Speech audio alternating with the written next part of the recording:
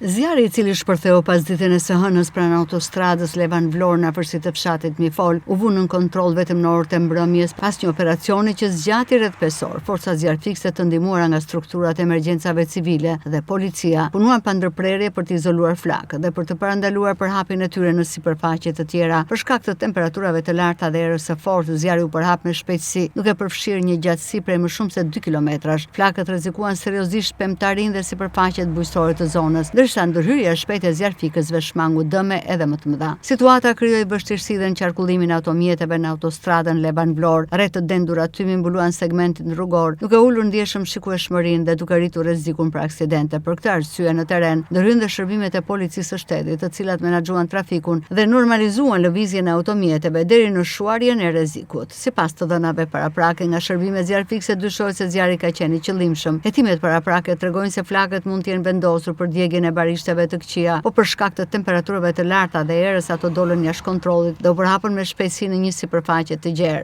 Autoritetet të vijojnë verifikimet për të përcaktuar shkakun e saktë të zjarrit dhe për të identifikuar personat përgjegjës nëse konfirmohet se ai është shkaktuar nga veprimtaria njerëzore. Ndërkohë, një tjetër zjarr është regjistruar mesditën e së hënës në zonën e ujit të ftohtë mbi tunelin e Vlorës. Flakët përfshin një sipërfaqe me shkure dhe bim si tulet, ndërsa të favorizuara nga temperaturat e larta dhe era u përhapën me shpejtësi, duke ju afruar zonës së banuar.